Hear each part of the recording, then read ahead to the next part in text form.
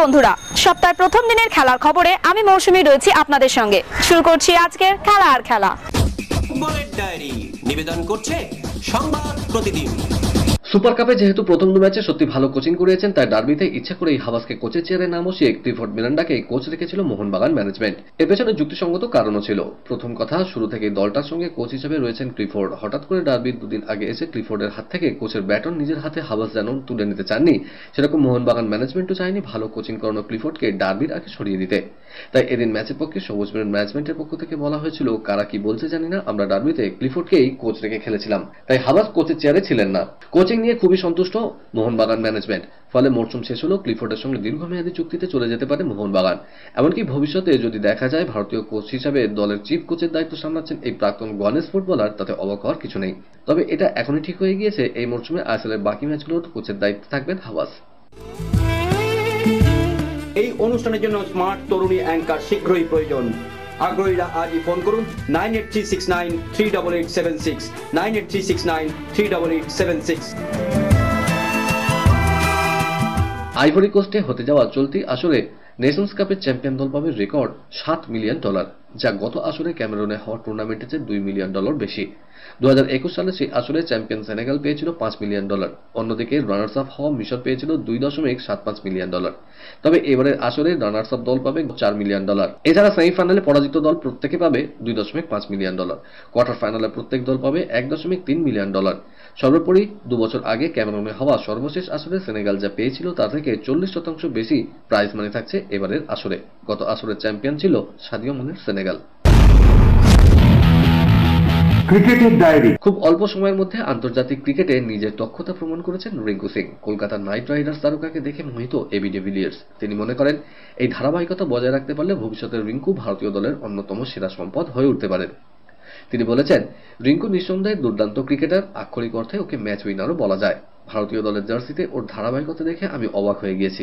ভারতীয় দলে অভিষেকের পরে এখনো পর্যন্ত 15টা টি20 ম্যাচ খেলেছেন রিঙ্কু। মোট রান 356, গড় 89। আফগানিস্তানের বিরুদ্ধে তার ব্যাটিংয়ের ভূয়সী প্রশংসা করেছেন ভারতীয় দলের কোচ রাহুল দ্রাবিড়। বিশ্ব টেস্ট চ্যাম্পিয়নশিপে সুযোগ পেয়েও দলের হয়ে সেভাবে অবদান রাখতে পারেননি, তাই আর সাদা জার্সি পরে দেশের হয়ে খেলতে পারার সুযোগ পেলেনি। জাতীয় দল থেকে কার্যত নিখোঁজ হয়ে গিয়েছেন চেতেশ্বর পূজারা। তবে থেমে থাকেনি তার ব্যাটিং। ঘরোয়া ক্রিকেটে নিয়মিত খেলেছেন সৌরাষ্ট্রের ব্যাটার। এবার রঞ্জি ট্রফিতে নয়া নজির গড়লেন তিনি। সুনীল গাভাস্কার, সচিন তেন্ডুলকর, রাহুল দ্রাবিড়ের সঙ্গে এক আসনে বসে পড়লেন। নাগপুরে বিদর্ভের বিরুদ্ধে রঞ্জি ম্যাচ খেলছে সৌরাষ্ট্র। দলের হয়ে ভালো ব্যাটিং করেছেন পূজারাও। প্রথম ইনিংসে 105 বলে 43 রান করেন তারকা ব্যাটার। দ্বিতীয় ইনিংসে তার ব্যাট থেকে আছে হাফ সেঞ্চুরি, 66 রান করে আউট হন। তার আগেই অবশ্য ঘরোয়া ক্রিকেটের নজির গড়ে ফেলেছেন পূজারা। ইন্ডিয়ান প্রিমিয়ার লিগের প্রধান স্পন্সর হিসেবে টাটার সঙ্গে চুক্তি বৃদ্ধি হলো। আগামী 5 বছর তারাই টাইটেল স্পন্সর হিসেবে থাকবে। তবে চুক্তির আর্থিক পরিমাণ অনেকটাই বৃদ্ধি পেয়েছে।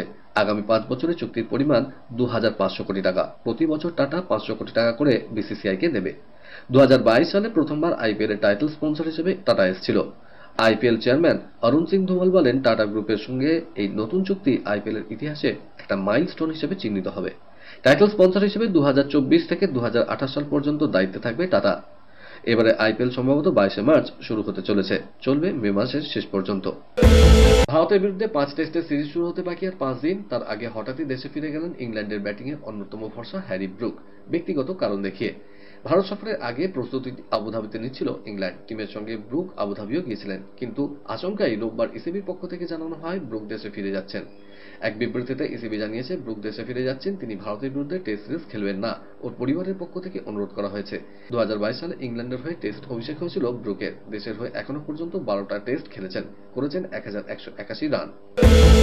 খেলাতে সময় হয়ে গেছে এখন একটা ছোট্ট ব্রেকের। ফিরছি ব্রেকের পর, দেখতে থাকুন খেলা আর খেলা।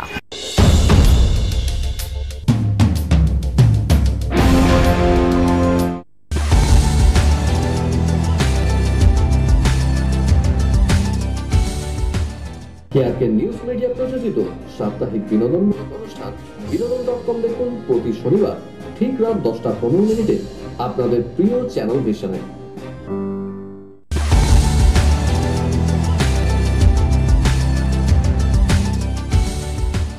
ব্রেকের পর ফিরে এলাম খেলা আর খেলাতে। বিদেশের ডায়েরি। লিগ খেতাবি দৌড়ে আবার ঢুকে পড়ল আর্সেনাল। ইপিএল এ ঘরের মাঠে মিকেল আর্তেতার দল 5-0 গোলে উড়িয়ে দিল ক্রিস্টাল প্যালেসকে। জোড়া গোল ব্রাজিল তারকা গ্যাব্রিয়েল মার্টিনেলির। এই জয়ের সুবাদে 21 ম্যাচে 43 পয়েন্ট নিয়ে পয়েন্ট টেবিলে 3 নম্বরে চলে এলো আর্সেনাল। ম্যাচের 11 মিনিটে গ্যাব্রিয়েল মাগালহাসের গোলে এগিয়ে যায় আর্সেনাল। 37 মিনিটে হেন্ডারসনের আত্মঘাতী গোলে পিছিয়ে পড়ে প্যালেস। বিরতির পরে 3টি গোল করে আর্সেনাল। মার্টিনেলি 2টি গোল সংযুক্ত সময়। তার আগে দলের পক্ষে 3 নম্বর গোল করে যান লিয়ান্ড্রো ট্রোসার্ড।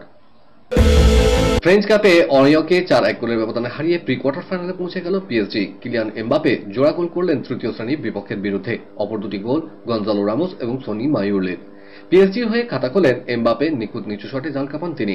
দুটি গোলই থেমে থাকলেন না ফ্রান্স অধিনায়ক, পরের দুটি গোলের ক্ষেত্রে পাসও বাড়ালেন তিনি। 86 মিনিটে পিএসজির অতিরিক্ত আত্মবিশ্বাসী হওয়ার সুযোগ নিয়ে অর্লিও ব্যবধান কমান। অন্যদিকে লাজিওকে 3-0 গোলে হারিয়ে ইতালিয়ান সুপার কাপের ফাইনালে পৌঁছে গেল Inter Milan. Marcus Thuram, Davide Frattesi এবং হাকান কালনঘো গোল পান ইন্টারের হয়ে। রিয়াদের আল আওয়াল স্টেডিয়ামে তারা ফাইনালে মুখোমুখি হবে নাপোলির। মেজর লিগ সকারের নতুন মৌসুমের আগে শুরু হয়ে গেল ইন্টার মায়ামি দলের প্রাক মরশুম সফর। আর লিওনেল মেসিকে নিয়ে ফের উন্মাদনার জোয়ার দেখা গেল সমর্থকদের মধ্যে। এল সালভাদোরের বিরুদ্ধে প্রাক মরশুম ম্যাচ ছিল ইন্টার মায়ামির। ম্যাচ গোলশূন্য ড্র হলো আর্জেন্টিনীয় মহাতারকাকে দেখার জন্য স্টেডিয়ামের চারপাশে ছিলেন ভক্তরা।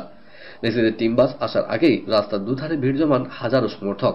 ইন্টার মায়ামির টিম বাস সেখানে এসে পৌঁছাতেই সমর্থকরা দৌড় শুরু করেন প্রিয় তারকাকে একবারের জন্য দেখার। টুকরো খবর।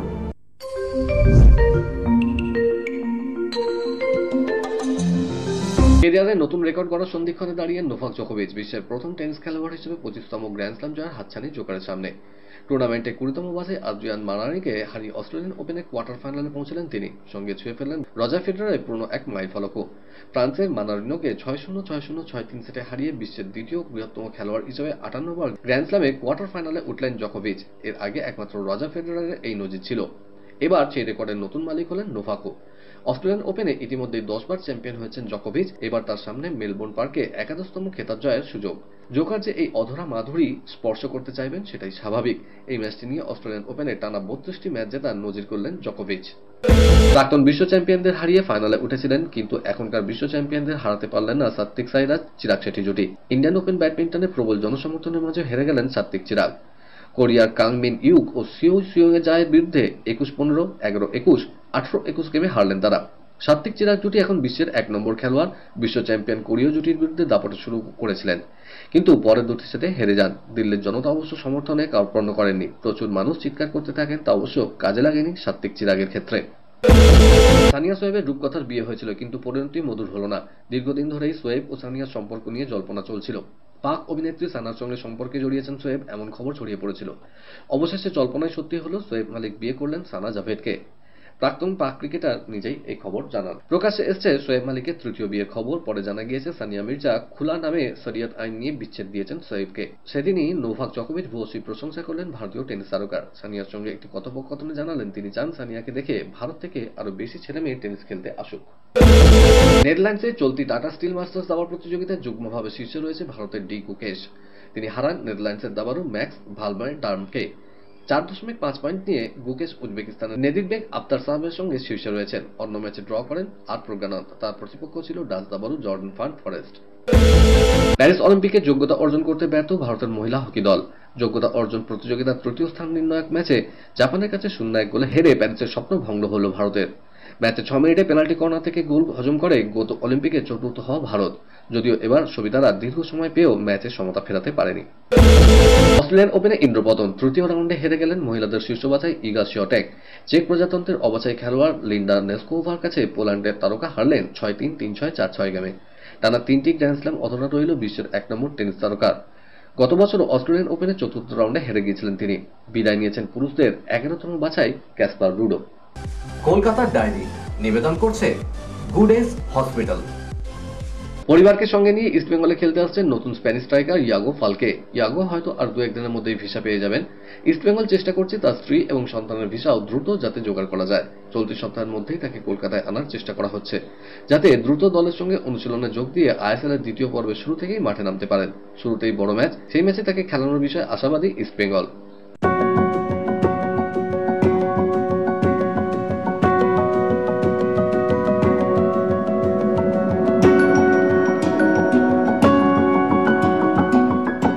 জানুয়ারি শেষে দক্ষিণ আফ্রিকার প্রদর্শনী ম্যাচ খেলতে যাচ্ছে না মোহামেডান। ফেডারেশনে আমন্ত্রণ ম্যাচ খেলতে যাওয়ার কথা ছিল তাদের। আয়োজকরা নাকি বাতিল করেছেন সফরটি। তবে জানুয়ারিতে না যাওয়া হলেও দক্ষিণ আফ্রিকায় যাওয়ার সম্ভাবনা একেবারেই শেষ হয়ে যাচ্ছে না ডেভিডদের। মোহামেডানের পাশাপাশি ত্রিনিদাদ ডেকানেরও দক্ষিণ আফ্রিকায় খেলতে যাওয়ার বিষয়টি স্থগিত হয়ে গিয়েছে। কলকাতার ডায়েরি নিবেদন করলো গুডেস হসপিটাল। এই অনুষ্ঠানের জন্য স্মার্ট তরুণী অ্যাঙ্কার শীঘ্রই প্রয়োজন। আগ্রহীরা আজই ফোন করুন 9836938876। খেলার খেলা আজকের মতো এই পর্যন্তই। আবার দেখা হবে আগামীকাল ঠিক এই সময় এই চ্যানেলে। টাটা।